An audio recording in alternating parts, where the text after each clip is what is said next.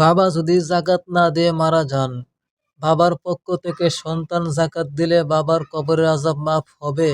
দ্বিতীয় প্রশ্ন, মানুষ কেন আত্মহত্যা করে? মানুষের আত্মহত্যার মৃত্যু কি আল্লাহ তাআলা নির্ধারণ করে রেখেছেন? তৃতীয় প্রশ্ন, কবরের পাশে দাঁড়িয়ে বিনা ওযুতে মৃত ব্যক্তির জন্য দোয়া করা যাবে কিনা? চতুর্থ প্রশ্ন, মাঝে মধ্যে দেখা যায় কবরের পাশে কুকুর কান্নাকাটি করে কেন? এইটার ব্যাখ্যা জানতে চাই। বাপে টাকার জাকাত দেয় না, এখন ছেলে হিসেবে আপনি জাকাত দিবেন কিনা?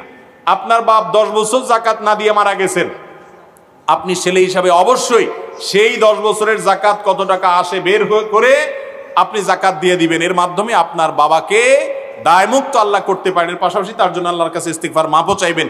আশা করা যায় আপনার বাবাকে আল্লাহ রাব্বুল আলামিন মাফ করবেন। কোন মানুষ কিভাবে দুনিয়া থেকে যাবে তাকদিরে লেখা আছে, তার বাইরে হবে না, তার ব্যতিক্রম হবে না। কিন্তু এর মানে এই নয় যে এটা তার তাকদিরে লেখা আছে দেখে তার কোনো দায় নাই, বরং তার দায় অবশ্যই আছে। তবে তার দায়টা হলো কি, সে কেন আত্মহত্যা করার জন্য উদ্যোগ নিয়েছে এবং তার যে ক্ষমতা আছে আত্মহত্যা করার জন্য যে পদক্ষেপগুলো নেওয়া সেগুলো সে কেন নিয়েছে, এজন্য তার শাস্তি হবে। বাকি তার সময় মতো মৃত্যু হয়েছে সেটা ভিন্ন বিষয়। আর তার জীবনে কি ঘটবে আল্লাহ রাব্বুল আলামিন জানেন, সেটা আল্লাহ তাআলা নির্ধারণ করে রেখেছেন। বিধায় তাকদীরকে দোষারোপ দেওয়া চলবে না, দোষারোপ করতে হবে নিজের কর্মকে, যে কেন সে ডিপ্রেশনের কারণে, পেরেশানির কারণে আত্মহত্যার পথ বেছে নিয়েছে, এজন্য তাকে শাস্তি ভোগ করতে হবে। কিন্তু তার মৃত্যু হলো কি হলো না সেটা সম্পূর্ণ আরেক বিষয়। কবরের পাশে জিয়ারত করার জন্য আপনি পাশ দিয়ে যাচ্ছেন, সালাম পেশ করবেন, এটা সুন্নাত, সওয়াব হবে।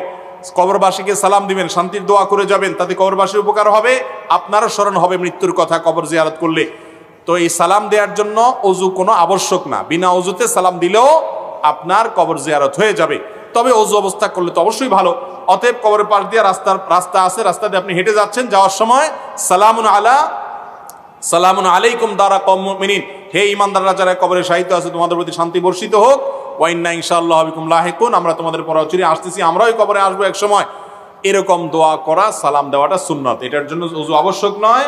ওযু ছাড়াও আপনি সালাম দিতে পারবেন, কোনো অসুবিধা নাই। কারোর কবরের কাছে যদি কুকুর গিয়ে ছটপট করে, অস্থির হয়, কান্নাকাটি করে, মাটি খুঁড়ে ফেলতে চায়, তাহলে কি কারণে আল্লাহ তাআলা ভালো জানেন। কুকুরের কোনো সমস্যা থাকতে পারে, ওখানে কুকুরের কোনো কিছু থাকতে পারে। তবে একটা হাদিস থেকে আমরা জানতে পারি কবরের যে আযাব হয় মানুষের, এটা মানুষ শুনতে পায় না, কিন্তু চতুষ্পদ জন্তুদের অনেকেই শুনতে পায়। আল্লাহ রাব্বুল আলামিন যাকে শোনাতে চান সে শুনতে পায়, এবং সবসময় যে এটা ফিল করে তারা অস্থির হয় তাও না, কিন্তু এরকমটি ঘটে, এরকম বিভিন্ন হাদিস থেকে জানা যায়। এজন্য কুকুর কোনো কবরের উপর এরকম করলে আমরা নিশ্চিত নই যে সে কবরে আযাব হচ্ছে, ওই ব্যক্তির প্রতি কুধারণা করার সুযোগ নেই। তবে হ্যাঁ, অবশ্যই একজন মুসলমান হিসেবে ওই কবরবাসীর জন্য দোয়া করা, তার জন্য আল্লাহর কাছে মাগফিরাত কামনা করা, তার জন্য দান সাদকা করা, এই কাজগুলো আমরা করব। সেই সাথে এর অন্য কোনো কারণ আছে কিনা সেটাও গবেষণা করে বের করার চেষ্টা করব। আল্লাহ তাআলা আমাদের সবাইকে কবরের আযাব থেকে বেঁচে থাকার তৌফিক দান করুন। আজকের যে 4টি প্রশ্ন ছিল, হুজুর অনেক সুন্দর করে উত্তর দিয়েছেন এবং আমরা না জানা প্রশ্নগুলো জেনে গেলাম। এমন আরো হাজারো প্রশ্ন আছে যে প্রশ্নগুলো আমরা এখনো জানি না। এমন না জানা প্রশ্নগুলা খুঁজে খুঁজে বের করে নিয়ে আসবে বিচারপতি চ্যানেল, তো এই চ্যানেলের সাথেই থাকতে পারেন। আর আজকে যে প্রশ্নগুলা শুনলেন, যাদের এরকম সমস্যা আছে সমাধান করার চেষ্টা করুন।